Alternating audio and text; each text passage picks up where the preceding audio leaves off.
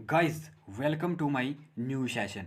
तो आज हम डिस्कशन करेंगे एचपीएसएससी के प्रीवियस ईयर पेपर, जिसमें हम देखेंगे हिस्ट्री सेक्शन के कुछ इंपॉर्टेंट क्वेश्चन जो आपके आने वाले एग्ज़ाम JOA 965 और एस सब इंस्पेक्टर एसआई के लिए और यहाँ तक कि जेबीटी कमीशन के लिए बहुत इंफॉर्मेटिव रहेंगे।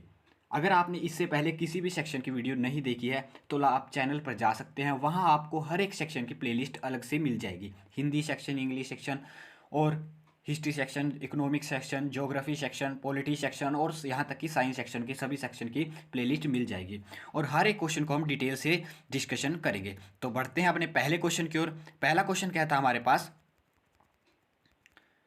The script of Harappa people consist of, यानी कि हड़प्पा के लोगों की लिपि में होता था क्या होता था हमारे पास, इनकी जो मैक्सिमम लिपि is the combination of both picture and geometrical shape.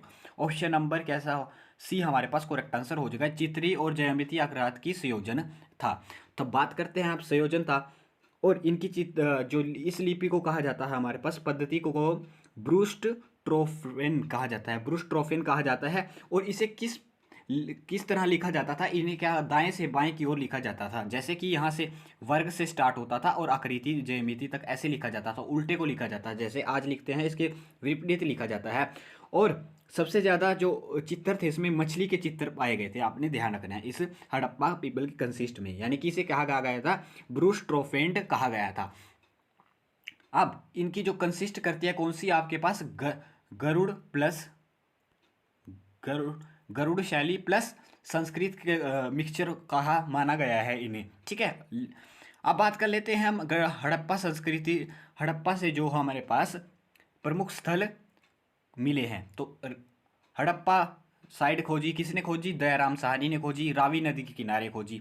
उसके बाद आती है मोहनजोदाड़ो, मोहनजोदाड़ो सिंध नदी के किनारे किसने खोजी, राखालदास राखलदास बैनर्जी ने। उसके बाद आती है कालीबंगा, कालीबंगा आलमनंत घोष ने, ध्यान रखना है आपने। उसके बाद आती है हमारे पास लोथल, लोथल हमारे पास रंगनाथ राव ने खोजी है, ध्यान रखना है आपने रंगनाथ। उसके बाद आती है हमारे पास रोपड़, रोपड़ यक्षदत्त शर्मा ने खोजी है, आपने ध्यान रखना है। अब डिस्कशन कर लेते हैं लोथल और लोथल एक सुतकोथदा, सुतकोथदा, लोथल और सुतकोथदा में क्या पाए गए, बंदरगाह पाए गए, आपने ध्यान रखना है। अब लोथल नहीं पूछा जाएगा एग्जाम में, एग्जाम में पूछा जाएगा कि सुतकोथदा में क्या पाया गया, ध्यान रखना है आपने, वहां पर बंदरगाह पाया गया, ध्यान रखना है आपने। नेक्स्ट क्वेश्चन की ओर बढ़ते हैं, आप इससे इतने क्वेश्चन ध्यान रखिए। नेक्स्ट है हमारे पास बुद्धिस्ट हिस्टोरियन तारनाथ डैश से थे। तो कहाँ से थे ये बुद्धिस्ट हिस्टोरियन तारनाथ, ये बुद्धिस्ट हिस्टोरियन तारनाथ कहाँ से थे, तिब्बत से। ऑप्शन नंबर ए हमारे पास करेक्ट आंसर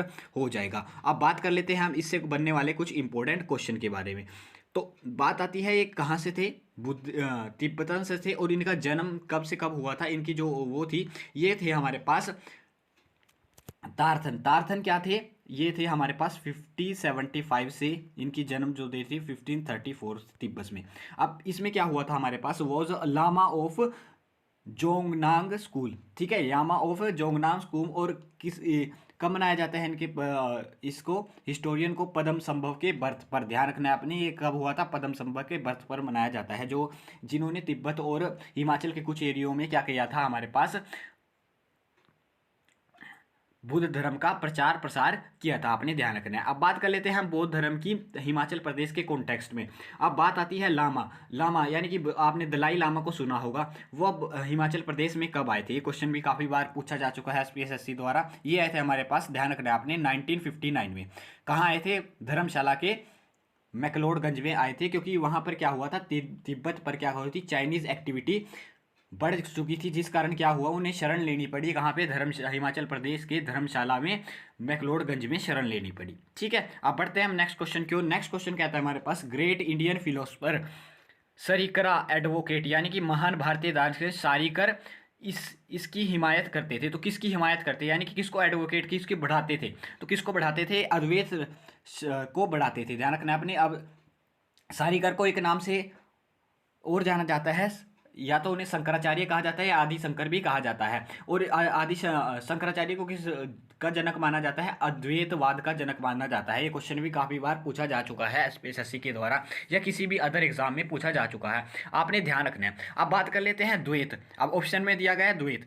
द्वैत को किसने, द्वैतवाद के जनक किसको माना जाता है? ध्यान रखना आपने, ये किसके थे? अद्वैत के बिल्कुल अपोजिट थे, यानी कि उनके शंकराचार्य अद्वैत दर्शन को क्या करा था? इसका विरोध किया था। और ये किसने किया था? इसके विरोध के चक्कर में क्या हुआ था?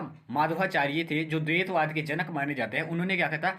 ब्रह्म संप्रदाय की क्या कर रही थी? शुरुआत करी थी। ध्यान रखना, ब्रह्म संप्रदाय की शुरुआत करी थी। अब बात कर लेते हैं, एक आती है इसमें भगत, जो भक्ति आंदोलन थे इनसे रिलेटेड आती है सगुण संप्रदाय और निर्गुण संप्रदाय।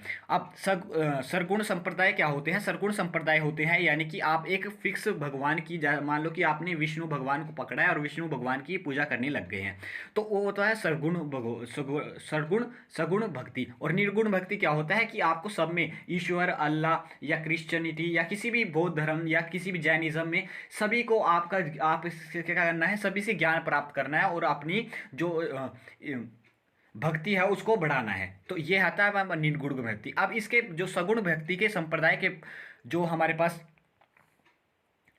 यानी कि समर्थक थे वो कौन थे? वो थे वल्लभाचार्य, आपने ध्यान रखना है। तुलसीदास, ध्यान रखना है आपने। चैतन्य जो सगुण भक्ति के बस यानी कि व्याख्याता थे। और सूरदास हो गए। और मीराबाई कैसे थे? ये सभी कैसे थे? कृष्ण भक्त थे। जैसे कृष्ण भक्त हो गए, ये सभी क्या करते थे? एक ही चीज को मानते थे। अब बात आती है निर्गुण भक्ति की। निर्गुण भक्ति में क्या होता है आपके पास? ये थे कबीर, यानी कि जो सभी को मानते थे, ईश्वर, अल्लाह, राम, रहीम सभी को मानते थे, यानी कि सभी को एकवाद में इनका विश्वास था। ध्यान रखना है कि एकवाद में गति करने का। अब बात करते हैं शंकराचार्य। शंकराचार्य के गुरु कौन थे? तो ध्यान रखना आपने, गोविंद दास शंकराचार्य के गुरु थे। अब नीचे आपने कमेंट बॉक्स में लिखना है कि आपके पास कबीर के गुरु कौन थे, नीचे कमेंट बॉक्स में आपने लिखना है। तो नेक्स्ट क्वेश्चन की ओर बढ़ते हैं। नेक्स्ट क्वेश्चन कहता है हमारे पास, the Arab conquest of Sindh took place in 712 AD under the leadership of, यानी कि ईसी पूर्व 712 में सिंध की अरब विजय इसके नेतृत्व में हुई थी। तो किसके नेतृत्व में हुई थी? सबसे पहले किसने विजय प्राप्त करी थी भारत के ही सिंध राज्य पर? ये कह रही थी मोहम्मद बिन कासिम ने। तो फर्स्ट किसने जीता था? मोहम्मद बिन कासिम। ऑप्शन नंबर ए हमारे पास करेक्ट आंसर हो जाएगा। ध्यान रखना आपने, मोहम्मद बिन कासिम ने जीता था। और ये फर्स्ट विक्ट्री थी इंडिया के ऊपर। और ये कहाँ के शासक थे? दाहिर के शासक थे। ठीक है, दाहिर के शासक थे, आपने ध्यान रखना है। और कब उन्होंने अटैक किया था? तीसरी बार ये विजय प्राप्त करी थी। और तीसरा बार अटैक कब हुआ था, यानी कि सिंध कब जीता था? 1712 एडी में। ये क्वेश्चन भी आपसे पूछा जा सकता है। और ये क्वेश्चन भी आपसे पूछा जा सकता है कि ये कहाँ के रहने वाले थे, यानी कि सिंध पर जिन्होंने सबसे पहले विजय हासिल की थी वो कहाँ के रहने वाले थे? ये क्वेश्चन भी आपसे पूछा गया है। वो अरब के रहने वाले थे। ऑप्शन नंबर अरब करेक्ट आंसर हो जाएगा। नेक्स्ट क्वेश्चन की ओर बढ़ते हैं। नेक्स्ट क्वेश्चन कहता है हमारे पास, which of the following pair of king dynasty is correct match, यानी कि इसमें से करेक्ट मैच कौन सी करती है? यानी कि तो जो आपके पास करेक्ट मैच करती है वो करती है हमारे पास, जो आपके पास पुलकेशन द्वितीय थे वो किसे? चालुक्य डायनेस्टी से बिलोंग करते थे, आपने ध्यान रखना है। बात करते हैं हम चालुक्य डायनेस्टी की। चालुक्य डायनेस्टी की स्थापना किसने की थी? ये की थी मूलराज ने या जय सिंह कहा जाता है। चालुक्य के एक थे हमारे पास राजस्थान और गुजरात में जो रहते थे, और एक थे हमारे पास जो महाराष्ट्र की तरफ रहते थे, उसकी खोज किसने की थी? जय सिंह ने की थी, आपने ध्यान रखना है। बात आती है हमारे पास राष्ट्रकूट वंश की। तो राष्ट्रकूट वंश की जो स्थापना करी थी वो करी थी हमारे पास दंती दुर्ग ने। ध्यान रखना आपने, किसने करी थी? दंती दुर्ग ने। बात आती है चौहान वंश की। चौहान वंश की स्थापना किसने करी थी? वासुदेव ने की थी, आपने ध्यान रखना है। वासुदेव या उन्हें चहमान भी कहा जाता है, चहमान भी या वासुदेव भी कहा जाता है। अब आपने नीचे कमेंट सेक्शन में लिखना है कि गुर्जर प्रतिहार वंश की स्थापना किसने करी थी।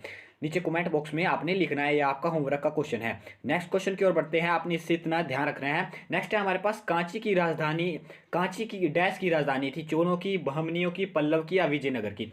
तो विजयनगर तो आंसर होगा नहीं, क्योंकि विजयनगर की तो आपको पता है कि हम्पी राजधानी थी। ठीक है, बात आती है आपके पास बहमनी की। बहमनी की क्या राजधानी थी? ध्यान रखना आपने, गुलबर्गा इसकी राजधानी थी, गुलबर्ग इसकी राजधानी थी, आपने ध्यान रखना है बहमनी की। चोल की क्या थी हमारे पास? चोल की तुंजावर थी, ध्यान रखना है आपने। तुंजावर किसकी थी? चोल की राजधानी थी। बात आती है अब ये कांची किसकी राजधानी थी? पल्लव की राजधानी थी। और कहाँ पड़ती थी? तमिलनाडु में पड़ती है। और इसके संस्थापक कौन थे? पल्लव के सिंह विष्णु, ध्यान रखना है आपने, सिंह विष्णु। तो ऑप्शन नंबर सी हमारे पास करेक्ट आंसर हो जाएगा, ध्यान रखना है आपने, ऑप्शन नंबर सी हमारे पास करेक्ट आंसर हो जाएगा। बात कर लेते हैं पल्लव डायनेस्टी से रिलेटेड कुछ क्वेश्चन की। अब बात आती है इसमें नरसिंह वर्मन फर्स्ट की, जिन्होंने क्या किया था, वातालपी यानी कि महाराष्ट्र के पास चालुक्य वंश के शासक पुलकेशन द्वितीय को किसके करीब हराया था? नर्मदा नदी के करीब हराया था, आपने ध्यान रखना है, नरसिंह वर्मन द्वितीय ने। और इन्होंने किस किस मंदिरों की स्थापना की थी? इन्होंने कैलाश मंदिरों की स्थापना का निर्माण भी करवाया था नरसिंह वर्मन द्वितीय ने, आपने ध्यान रखना है। नेक्स्ट क्वेश्चन की ओर बढ़ते हैं। नेक्स्ट है हमारे पास पिकन थ्रोन वाज मेड फॉर, यानी कि पिकन थ्रोन किसके द्वारा बनाया गया? ध्यान रखना है आपने, पिकन थ्रोन जो आपके पास बनाया गया वो बनाया गया था, ऑप्शन नंबर सी हमारे पास करेक्ट आंसर हो जाएंगे।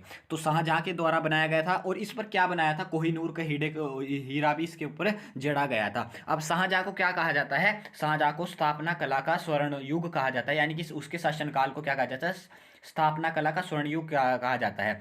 क्योंकि इनके पास क्या मुख्य कलाकार कौन थे जो मयूर शासन को बनाया था, जिन्होंने यानी कि पिकन थ्रोन को बनाया था? बेबादल खां, आपने ध्यान रखना है, बेबादल खां। और ताजमहल को किसने बनवाया था? वो कलाकार थे उस्ताद अहमद लाहौरी, उस्ताद अहमद लाहौरी, आपने इससे इतना ध्यान रखना है। और बात कर लेते हैं जहांगीर। जहांगीर के समय को क्या कहा जाता है? चित्रकला का स्वर्णकाल कहा जाता है। और इसके युग किसको? स्थापना कला का स्वर्ण युग किसके? शाहजहां के काल को कहा जाता है। तो आपने इससे इतने क्वेश्चन ध्यान रखने हैं। नेक्स्ट क्वेश्चन की ओर बढ़ते हैं। नेक्स्ट क्वेश्चन है हमारे पास, Akbar founded Deen A Ilahi प्रिमली to, यानी कि अकबर ने दीन ए इलाही किस किस लिए स्टार्ट किया था? क्या किस लिए उत्पत्ति प्राथमिकता रूप से स्टार्ट किया था? तो किस लिए स्टार्ट किया था? Establish the national religion which would accepting to the Muslim and the Hindus, यानी कि एक राष्ट्रीय धर्म स्थापना करना जो हिंदूज और मुस्लिमों को स्वीकार हो। ऑप्शन नंबर बी हमारे पास करेक्ट आंसर हो जाएगा। अब दीन ए इलाही की अकबर ने शुरुआत की थी, आपको पता लग गया। अब इसके जो पुरोहित बनाया गया था दीन ए इलाही धर्म के, वो किसे बनाया गया था? वो बनाया गया था, आपने ध्यान रखना है, अबुल फजल को, जिन्होंने क्या लिखी थी? अकबरनामा ग्रंथ का रचना की थी। उन्हें दिन हिलाई का क्या बनाया गया था? मुख्य पुरोहित बनाया गया था। अब आपसे पूछ लिया जाता है कि पहले हिंदू या पहले वो कौन थे जिन्होंने किसकी दीन इलाही धर्म को अपनाया था? अकबर के दीन इलाही धर्म को अपनाया था, तो वो थे हमारे पास बीरबल, जिसे जिनका पूरा नाम महेश दास था, आपने ध्यान रखना है। और अब बात कर लेते हैं अकबर। अकबर ने क्या किया? अकबर के समय को हिंदी काल का, हिंदी साहित्य का स्वर्ण काल कहा जाता था, ध्यान रखना है आपने। और अकबर ने क्या बनाया था? बुलंद दरवाजे को बनाया था, गुजरात विजय पर बनाया था, ठीक है, आपने ध्यान रखना है। और अकबर के दरबार में कौन कौन कवि थे? अबुल फजल का बड़ा भाई, जिसे फेजी के नाम से जाना जाता है, वो इनके तरह में राजकवि था, आपने ध्यान रखना। अकबर के टाइम में नवरत्न थे, कौन कौन थे? एक अबुल फजल थे, आपने ध्यान रखना है, सेकंड के भाई फेजी थे, और फिर तानसेन थे, और फिर बीरबल थे, और राजा मानसिंह टोडरमल इनकी जो आपके पास मंत्री परिषद की यानी कि वित्त मंत्रालय समझाते थे, टोडरमल, ध्यान रखना है आपने। और अब्दुल रहीम खाने खाना, फकीर फकीर और मुल्ला दो प्याजा, इनके समय में 9 रत्न थे, आपने ध्यान रखना है, 9 रत्न थे। नेक्स्ट क्वेश्चन की ओर बढ़ते हैं। नेक्स्ट क्वेश्चन कहता है हमारे पास, इन 1757 सिराजुद्दौला वॉज डिफीटेड बाय, तो किसके द्वारा डिफीट किए गए थे? ये प्लासी के युद्ध में किसके द्वारा डिफीट किए गए थे? 1757 में क्या हुआ था? प्लासी का युद्ध हुआ था। और सिराजुद्दौला कहाँ के नवाब थे? बंगाल के नवाब थे। और किन्हें डिफीट किए थे? ये किए थे रॉबर्ट क्लाइव ने, ऑप्शन नंबर सी हमारे पास करेक्ट आंसर हो जाएगा। इनसे ये डिफीट हुए थे, आपने ध्यान रखना है। अब बात कर लेते हैं रॉबर्ट क्लाइव की। जब बात हो गई है तो रॉबर्ट क्लाइव के समय में क्या क्या हुआ था? तो रॉबर्ट क्लाइव के समय में प्लासी का युद्ध हुआ था, सबसे आपने ध्यान रखना है। इलाहाबाद की संधि हुई थी, ध्यान रखना है आपने, इलाहाबाद की संधि हुई थी, कब हुई थी? ये हुई थी 1765 में, ध्यान रखना है आपने। इलाहाबाद की संधि हुई थी। बंगाल में दो शासन आया था, डायरेक्टरी सिस्टम, यानी कि बंगाल को दो भागों में बांट दिया गया था, दो शासन नीति आई थी। उसके बाद क्या हुआ था? 1767 में ब्रिटिश जाकर आत्महत्या कर ली थी। किसने कर ली थी? रॉबर्ट क्लाइव ने, अपने कुकर्मों के कारण या किसी भी कारण। उसके बाद आती है एक जो सिराजुद्दौला के खिलाफ अफवाह फैलाई गई थी, ब्लैक होल ट्रेजिडी। इसमें क्या फैलाया गया था? ये हुई थी 1756 में हुई थी, ध्यान रखना है, हावेल के टाइम में। हाल इस हाव हाल वेल के टाइम में, ध्यान रखना है अपने, हाल वेल के टाइम में। इसमें क्या किया था? इसको क्या बदनाम किया गया था सिराजुद्दौला का एक तरह से? इसमें क्या कहा था? काल कोठरी की घटना, यानी कि उनके खिलाफ क्या कहा था कि कुछ लोगों को अंदर डालकर, काल कोठरी में डालकर उनका दम घोटकर मार दिया गया, किसके द्वारा? सिराजुद्दौला के द्वारा। ये ब्लैक होल ट्रेजेडी फैलाई गई थी अंग्रेजों ने सिराजुद्दौला के खिलाफ, आपने ध्यान रखना है। तो बढ़ते हैं अपने नेक्स्ट क्वेश्चन की ओर। नेक्स्ट क्वेश्चन कहा जाता है, ये अच्छा क्वेश्चन है, आप इस नोट कर लीजिए, the image of the temple of Angkor Wat के मंदिर को प्रतिमा डैश की है, तो किसकी है? ये है आपके पास हिंदू देवी देवताओं की। ऑप्शन नंबर बी हमारे पास करेक्ट आंसर हो जाएगा। तो हिंदू देवी देवता में जो अंककोरवाट का मंदिर है वो किसके लिए, किस देवी देवता को प्रसिद्ध है? ये प्रसिद्ध है आपके पास विष्णु देवी देवता का। ध्यान रखना है आपने, विष्णु के लिए प्रसिद्ध है, ध्यान रखना है। अब ये बनाया किसने था? ये जो हमारे पास ये थे सूर्यवर्मन सेकंड ने बनवाया था। ध्यान रखना है आपने कि उनके शासन का ध्यान रखना है, सूर्यवर्मन सेकंड ने बनवाया था, ठीक है। और ये कहाँ पर है? ये है कंबोडिया में। ध्यान रखना है आपने, किस देश में? कंबोडिया में। ध्यान रखना है आपने। ये तो हमने ये मोटे मोटे इससे क्वेश्चन बनने वाले हैं जो वो रिलेटेड डिस्कशन कर लिए, क्योंकि ये क्वेश्चन पहले ही पूछ चुका है एसपीएससी। नेक्स्ट क्वेश्चन की ओर बढ़ते हैं। नेक्स्ट क्वेश्चन है हमारे पास, the best specimen of the Mauryan art is represent in. तो यानी कि the best specimen of Mauryan art यानी कि मौर्य कला का उत्कृष्ट नमूना इससे प्रस्तुत होता है। तो मौर्य कला का उत्कृष्ट नमूना किससे प्रदर्शित होता है? ये होता है आपके पास पिलर से। लेकिन बनाया तो उन्हें केव भी बनाई थी, स्पूत भी यानी कि स्तूप भी बनाए थे, लेकिन जो बेस्ट प्रदर्शित होता है वो पिलर से होता है। ध्यान रखना है आपने, पिलर से होता है। अब बात कर लेते हैं किसने बनाई थी। ये चलाई थी पद्धति आपके पास अशोक ने। अशोक के जो धम्म था वो इसके लिए प्रसिद्ध था। तो आपने इतना ध्यान रखना है। तो ये हमने डिस्कशन करे एचपीएसएससी के कुछ हिस्ट्री सेक्शन के कुछ प्रीवियस ईयर क्वेश्चन। अगर आपको वीडियो सच में इन्फॉर्मेटिव लगी तो वीडियो को लाइक कीजिए, चैनल पर नए हैं तो चैनल को सब्सक्राइब कीजिए। मिलते रहेंगे ऐसे ही नेक्स्ट वीडियो में।